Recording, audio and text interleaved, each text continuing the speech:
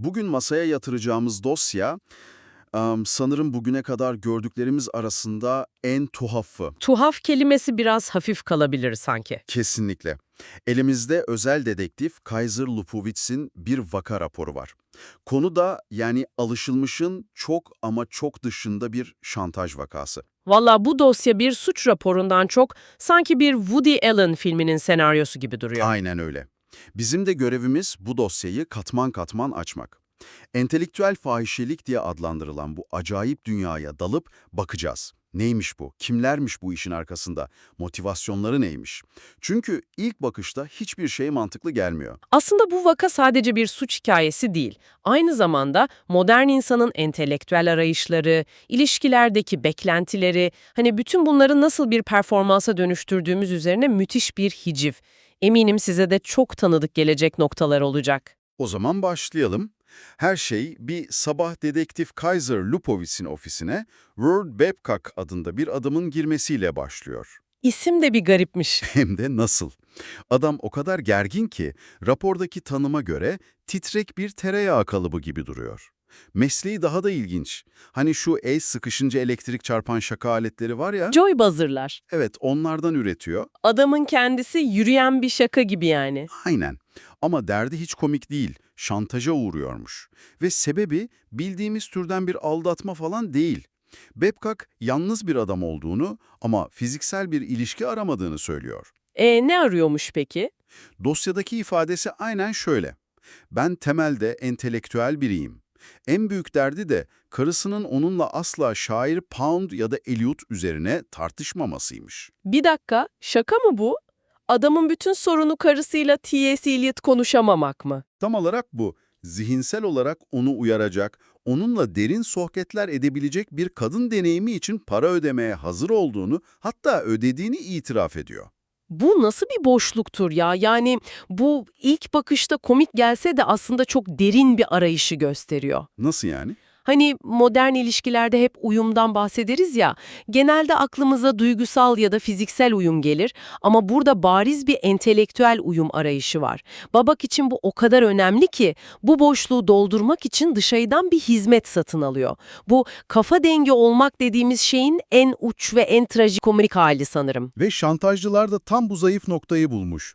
Flossie adında karşılaştırmalı edebiyat yüksek lisansı olduğu söylenen bir kadın, Babok'un bir otel odasında The Wasteland ve Styles of Radical Will gibi eserleri tartıştığı ses kayıtlarına sahip. Yani adamın yasak ilişkisi bir otel odasında Susan Sontag tartışmak mı? Gerçekten inanılır gibi değil. İstenen para da $10.000 $10.000. ve Babcock'un en büyük korkusu ne biliyor musun? Karısının onu başka bir kadınla yakalaması değil, karısının kendisini entelektüel olarak tatmin edemediğini öğrenmesi.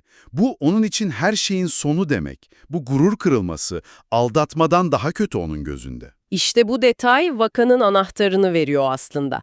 Mesele sadakat değil, entelektüel ego. Karısının gözündeki o derin adam imajının sarsılmasından ölesiye korkuyor. Dedektifimiz Kaiser Lupowicz de bu tuhaf davayı hemen kabul ediyor tabii. Planı basit. Şantajcı Flossie'yi arayıp kendisi için bir seans ayarlayacak ve onları suçüstü yakalayacak. İşte şimdi işler ilginçleşiyor. Hem de nasıl? Burası hikayenin bir dedektiflik öyküsünden çıkıp absürt bir komediye dönüştüğü yer. Kaiser telefonu eline alıp numarayı çeviriyor. Bu konuşmayı çok merak ediyorum. Ne diyor? Konuşma tam bir efsane. Kaiser, Melville'ı tartışmak istiyorum diyor. Telefondaki ipeksiz ses cevap veriyor. Moby Dick mi yoksa daha kısa romanları mı? Fark neymiş? Kaiser da onu soruyor. Aldığı cevap muhteşem. Fiyat, sembolizm ekstradır. Yok artık, sembolizm ekstradır. Bu lafı çerçeveletip duvara asmak lazım. Tek cümleyle bütün hikayenin özeti bu. Değil mi? Hatta işi bir adım ileri götürüyorlar.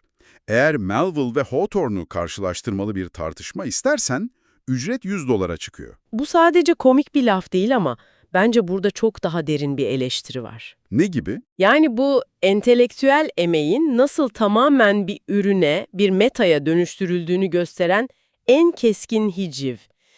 Düşünsenize, sembolizmi yani bir eserin en derin katmanını Arabanızı sunroof ekletmek gibi bir opsiyon haline getiriyorlar. Standart pakette düz okuma var, sembolizm için üst pakete geçmeniz gerekiyor. Bu akademik uğraşların acımasız piyasa koşullarına nasıl indirgendiğinin kusursuz bir parodisi. İnanılmaz bir bakış açısı, edebiyat analizi bir anda ekstra özellikler menüsüne girmiş oluyor yani. Dedektifimiz de tabii ki bu tuzağa atlıyor ve $100'lık karşılaştırmalı analiz paketini seçiyor. Çok geçmeden otele Sherry adında genç bir kız geliyor. Nasıl biriymiş? Dosyadaki tarife göre 18-19 yaşlarında, uzun saçlı, makyajsız. Tam da entelektüel fantazilere hitap edecek şekilde bir Yassar öğrencisi görünümünde. Yani tam da müşterinin beklentisine göre tasarlanmış bir imaj. Bir üniforma gibi. Aynen öyle. Ve seans başlıyor, Sherry Billy Budd hakkında konuşmaya başlıyor ama Kaiser hemen bir tuhaflık seziyor. Kızın yorumları son derece mekanik ve ezberlenmiş. Kaiser'ın rapordaki gözlemi çok net. Her şey mekanikti. Ne zaman bir fikir sunsam sahte bir tepki veriyordu. Ah evet Kaiser, evet bebeğim, bu çok derin. Hristiyanlığın platonik bir kavranışı. Bunu daha önce neden göremedim ki? İşte burada sahte entelektüel ya da pseudo-entelektüel dediğimiz kavram ete kemiğe bürünüyor. Sherry gerçek bir analiz sunmuyor, bir entelektüel sohbet performansı sergiliyor. Müşterinin egosunu okşayacak tepkileri veriyor sadece. Peki bu performansı neden yapıyor? Yani müşteriyi gerçekten etkilemek için mi, yoksa sadece işini mi yapıyor? Bence asıl mesele şu, bu sistem gerçek bilgiden çok bilgili görünme performansını ödüllendiriyor. Sherry'nin işi Melville'i gerçekten anlamak değil, müşterinin kendini zeki ve anlaşılmış hissetmesini sağlamak. Bu günümüzde sosyal medyada veya belirli entelektüel çevrelerde de sıkça gördüğümüz bir şey değil mi? Kesinlikle. Bilgili olmak yerine bilgili görünmenin, doğru referansları vermenin daha değerli hale gelmesi. Sherry bu performans ekonomisinin bir çalışanı sadece. Ve Kaiser bu sahte performansı tek bir hamleyle yerle bir ediyor. Tam da beklediğimiz gibi seansın sonunda rozetini çıkarıveriyor. Ve neyle suçluyor? Sherry'i para karşılığı Melville tartışmaktan tutuklamakla tehdit ediyor. Suç tanımı bile absürt. Para karşılığı Melville tartışmak. İşte o an Sherry çözülüyor ve ağlayarak tüm hikayesini anlatmaya başlıyor. Kızın hikayesi de aslında biraz trajik. Prestijli bir okul olan Brandeis'te okumuş, sosyalist yaz kamplarında büyümüş, entelektüel bir aileden geliyor. Yani aslında donanımlı biri. Sistemin dışına itilmiş. Tam olarak. Ama yüksek lisans için yaptığı burs başvuruları 2 kez reddedilince paraya ihtiyacı olmuş. Her şey, karısı yeterince derin olmayan evli bir adama para karşılığı şair William Blake'i anlatarak başlamış. Vah vah! Hatta daha önce de başının derde girdiğini söylüyor. Şu detaya bakar mısın? Bir keresinde Tanglewood'da durdurulup arandım. Park edilmiş bir arabada Commentary dergisi okurken yakalandım. Bir daha yakalanırsam sabıkalı olacağım. Bu hicvin arkasındaki trajik boyutu gösteriyor. Bu sadece komik bir durum değil, bu sistemin kendisine yönelik de bir eleştiri. O kadar okuyorsun, donanımlı hale geliyorsun ama sistem sana bir yer bulamıyor, burs vermiyor. Sonunda hayatta kalmak için bildiğin tek şeyi, yani entelektüel birikimini, piyasada satmanın bu tuhaf yolunu buluyorsun. Çok acı aslında. Sherry'nin hikayesi, akademik alandaki finansal güvencesizliğin parlak zihinleri nasıl beklenmedik yollara itebileceğini gösteren acı bir örnek. Sherry sonunda pes ediyor ve her şeyi itiraf ediyor. Şebekenin paravan olarak kullandığı yer Hunter College kitapçısıymış. Mekanın arkasında gizli bir düğmeyle açılan bir kitap duvarının ardında her şeyin döndüğünü söylüyor. Klasik bir gizli geçit ama kitaplardan olması çok manidar. Kesinlikle. Kaiser hemen kitapçıya gidiyor, Sherry'nin tarif ettiği gibi gizli düğmeye basıyor ve kitaplardan oluşan duvar yana kayarak açılıyor. Flossie'nin zevk sarayı olarak tanımlanabilecek bir yerde buluyor. Kaiser kapıdan bir giriyor ve karşılaştığı sahneyi aklım almıyor. Her yer kırmızı kadife duvar kağıtlarıyla kaplı, loş bir ışık var ve kanepelerde ellerinde Penguin klasiklerini karıştıran siyah çerçeve gözlüklü, solgun, gergin genç kadınlar oturuyor. Bu bir genel ev parodisi ama seks işçileri yerine entelektüel hizmet sunan kadınlar var. Her detay o stereotip entelektüel imajını yansıtmak için tasarlanmış. Solgunluk, gerginlik, siyah çerçeve gözlükler. Hatta biri Kaiser'e göz kırpıp üst katı işaret ederek Wallace Stevens, diyor. Şair tercihine göre bir yönlendirme var yani. Ama sunulan hizmetler sadece edebi tartışmalarla sınırlı değil. Asıl bomba şimdi geliyor. Daha ne olabilir ki? Mekanın bir menüsü var ve bu menüde duygusal deneyimler de satılıyor. Duygusal deneyimler mi? O nasıl oluyor? Durun, menüden birkaç madde okuyacağım çünkü buna inanmak gerçekten güç. 50 dolara yaklaşmadan bağ kurmak.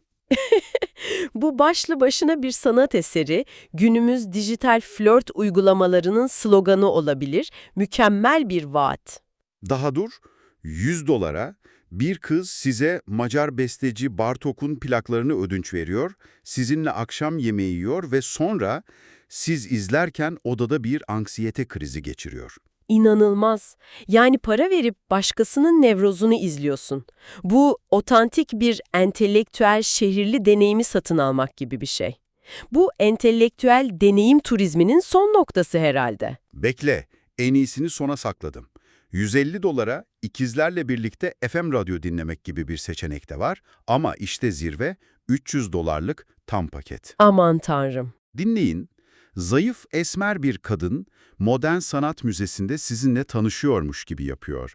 Yüksek lisans tezini okumanıza izin veriyor.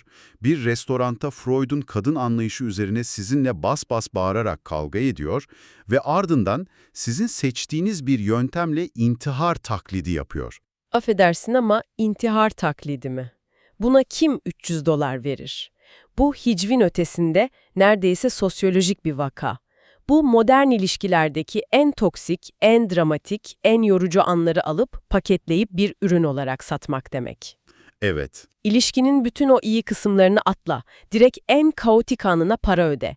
Bu sadece bilgiyi değil, sahte yakınlığı, sahte dramayı, her türlü duygusal performansı metalaştırmanın zirvesi. Her şey bir simülasyon. Tam Kaiser bu akıl almaz menüyü ve mekanı incelerken arkasında bir ses duyuyor ve dönüyor. Karşısında elinde silah olan biri duruyor ve büyük sır o anda ortaya çıkıyor. Şebekenin başı Flossie, yüzünde bir maske olan bir erkek. İşte bunu hiç beklemiyordum. Ve adamın hikayesi. Bu işin başındaki beynin kim olduğunu duyunca her şey yerine oturuyor. Aslında üniversite diploması bile yokmuş. Düşük notlar yüzünden okuldan atılmış. En büyük hayali dönemin ünlü edebiyat eleştirmeni Lionel Trilling'e benzemekmiş. Vay canına, kendine bir entelektüel idol seçmiş. Evet ama ne uğruna? Bu hayalini gerçekleştirmek için Meksika'da estetik ameliyat olmuş ama bir şeyler feci şekilde ters gitmiş. Ne olmuş? Ameliyattan şair W.H. Auden'a benzeyerek çıkmış, sesi ise yazar Mary McCarthy gibi çıkmaya başlamış. Bu mümkün olamaz. Bu trajedinin ve komedinin mükemmel birleşimi, olmak istediği kişi yerine alakasız iki entelektüel figürün bir karikatürüne dönüşmüş. Aynen öyle. Bu fiyaskodan sonra da tamamen yasa dışı işlere yönelmiş. İşte bu inanılmaz bir detay. Bu, yapının beyninin aslında yüksek bir entelektüel olmadığını gösteriyor. Tam tersi. Evet, bu çok kilit bir nokta. Akademik dünyada başarısız olmuş, hüsrana uğramış ve o dünyaya asla girememiş biri. Kesinlikle. Satirin özü tam da burada yatıyor. Bu sahte entelektüel imparatorluğunu kuran ve yöneten kişi aslında o elitizmin bir kurbanı. Olamadığı, hayalini kurduğu şeyin ticaretini yaparak bir nevi intikam alıyor. Giremediği o dünyanın en sahte, en ticari halini yaratıp onu satıyor. Muazzam bir ironi. Tamamen öyle. Hikayenin sonu ise hızlı gelişiyor. Kaiser hızla hareket edip Flossie'yi etkisiz hale getiriyor, silahını alıyor ve o sırada polis içeri dalıyor. Şebeke çökertiliyor. Ve dava kapanıyor. Kapanıyor. Yorucu bir günün ve gecenin sonunda dedektifimiz Gloria adında eski bir tanıdığıyla buluşuyor. Dosyada Gloria tek bir cümleyle tarif ediliyor. Sarışın, beden eğitimi bölümünden dereceyle mezun olmuş. Kaiser, onunla olmanın basitçe iyi hissettirdiğini söylüyor ve vaka dosyası bu notla bitiyor. Tüm o karmaşık, sahte ve yorucu entelektüel dünyanın içinde boğulduktan sonra beden eğitimi mezunu Gloria ile iyi hissetmesi ne anlama geliyor? Bütün bu zihin yorgunluğundan sonra bir kaçış mı bu? Bence bir kaçıştan çok bir denge arayışı. Bütün gününü ve gecesini zihinsel performanslar, sahte derinlikler ve metalaştırılmış analizler arasında geçirdikten sonra aradığı şeyin basit, gerçek, fiziksel ve karmaşık olmayan bir huzur olması çok doğal. Doğru. Belki de bu zihin ve beden arasındaki dengeye yapılan bir gönderme. Ya da tamamen zihinsel uğraşların insan ruhunda yaratabileceği o derin yorgunluğa bir işaret. Basit ve gerçek olanın karmaşık ve sahte olana karşı zaferi gibi bir son bu. Güzel bir özet. Gerçekliğin sahteliğe üstün gelmesi. Sonuçta bu hikaye, entelektüel bağ kurma ve anlaşılma ihtiyacını hicvetse de temelinde çok gerçek bir insani arzu yatıyor. Bu da bizi size yönelik son bir soruya getiriyor. Kendi hayatınızda gerçek bir entelektüel paylaşım ile sosyal statü için yapılan entelektüel performans arasındaki o ince çizgiyi nereye çekiyorsunuz? Bir sohbet ne zaman samimi bir paylaşımdan çıkıp tıpkı bu hikayedeki gibi bir alışverişe dönüşür? Üzerine düşünmeye değer bir soru. Bu türden hikayelerin ve arkasındaki felsefi, toplumsal katmanların daha derinine inmek isterseniz, Kitap Felsefe kanalına bir göz atmanızı öneririz. Orada bu konuları sıkça, daha derinlemesine tartışıyoruz.